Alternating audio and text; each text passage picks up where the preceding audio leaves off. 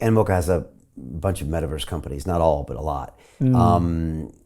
Your engineers are probably using AI to build quicker, better metaverses as we speak. Absolutely. Yes. How is that going to impact them on the short run? They always say the calculator or the tractor is just going to make more effective workers. But at some point, will it mean that some people won't be doing that job anymore as far as animators, creators? I think that the skill changes, right? Like in the same way that when new tools came about, you just had to know how to use these new tools, right?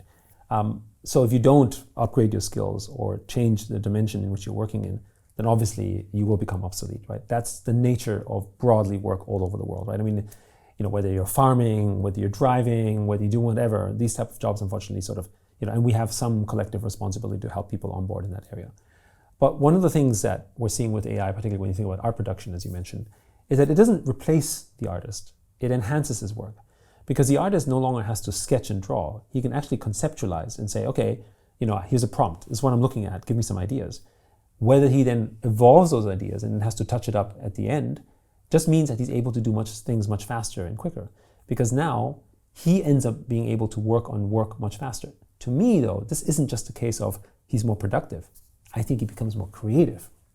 Because his output, the more things you see, the better you become. It's not a case of the more things you see and then you're like, oh my goodness, I'm overwhelmed, I can't handle all of this. No. If you actually are able, with your whatever capacity you're able to process, maximize that, then you're basically able to review information much, much faster.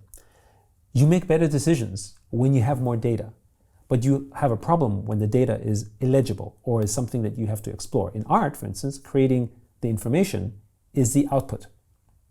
Once I make the output, then I show it to people and they say, I like it, I don't like it, I want this change.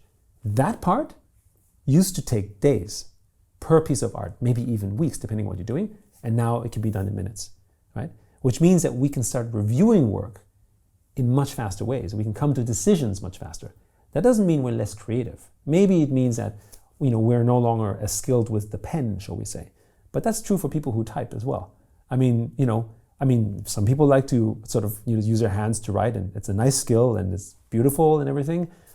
But if you want to compete with someone who's using a keyboard versus someone who's using ink to write, well, I'm sorry, I'm not, it's pretty obvious who's going to win, right? Because the difference between writing with your hand versus using a keyboard has no direct output in terms of your productivity. In fact, it has an impact on productivity. The one who uses a keyboard just has faster output versus the one who uses the pen and paper, right? It doesn't make you more creative because you have a pen and paper.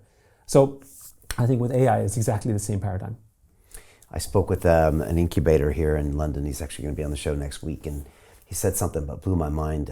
He said, Brian, I think I've seen the next single founder, single employee unicorn. He said, we introduced a stack of about 10 AI pieces, and now they write employment contracts, they do the marketing, they do the branding, it builds the website. And I said, are you what did you say? And he said, I think I've seen a few. These will become unicorns this year. He said, maybe even this year. And I was like, wow, I hadn't thought of that before. So while it is possible in this paradigm, I don't think it's possible long-term. Because if you can have a single person unicorn, it means everyone can build a unicorn, right? The inspiration and the tools built around this is not simply based on a commodity, but because you have an advantage of being first in that commodity. It's like, for instance, if you were one of the very first app developers in 2011 or 2010, you just have a natural advantage, like us. You have a natural advantage, right? If you're one of the first people to build e-commerce websites in 1998 or 99, you have a natural advantage, right? So certainly you weren't able to do it as a one-man show, but you were ahead of the game. But eventually what happens is that if a one-man band, right, which you had with the App Store, you had literally, not one man, but you had like very few men startups, shall we say. I mean, look at WhatsApp. How big was WhatsApp when it sold for billions of dollars to, or Instagram? I think Instagram was maybe $1 billion or $1.5 billion, and I think the team was 14 people, for instance. Yeah, right? I think it was 15 people. Yeah, exactly, right? So that paradigm isn't unheard of, but to me, that's just a moment in time, right? Because there's plenty of smart people that would come with narratives and versions of this. So to me, the human element then comes towards a differentiation, because at the end, the data models themselves, I don't think that those are going to be exclusive, right? Particularly in a decentralized fashion, right? You have ways in which you have access to the same knowledge, right? If you're, for instance, using OpenAI, we're all building on the same framework. if you're using OpenAI, for instance. That doesn't mean you have an advantage because you have access to something that someone else doesn't have. You all have the same access. So the human creativity unlocks potential, but everyone's using the same resources. So again, I don't think this is a sustainable long-term example. I think it was also the idea that maybe an artist for the first time doesn't need also to have a coder and Correct. have a legal person. So and that's all different. This, Yeah. to where they can actually, take everything in that brain and potentially create $1 billion company because they have all these AI assistants. Correct. So I think that that area is going to happen where you have many more companies, or you might have a definition, or what is an SME? Maybe we have to sort of, maybe S is no longer sort of small, maybe it's single, right? Yeah. So Jim Rickards has just recorded a video that's not available to anyone in the public, and he's going to be talking about how this upcoming recession is going to be fast, it's going to be bloody, it's going to be nasty. But at the same time, he's going to show you how you can position yourself to profit from all of this chaos. Now, we've made this video only available to our viewers. Go to londonreal.tv/Jim. Watch that immediately. I can't say enough good things about Jim Rickards. He understands the global economic system better than any guest I've ever had on London Real. His predictions are almost uncannily true, and you can learn how to profit from his vision, from his expertise, and his understanding of economics. So go to londonreal.tv/Jim or click the link below.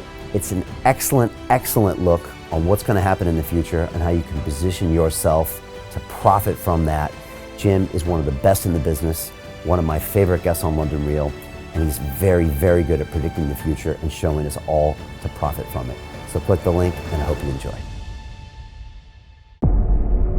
The greedy bankers are about to do it again.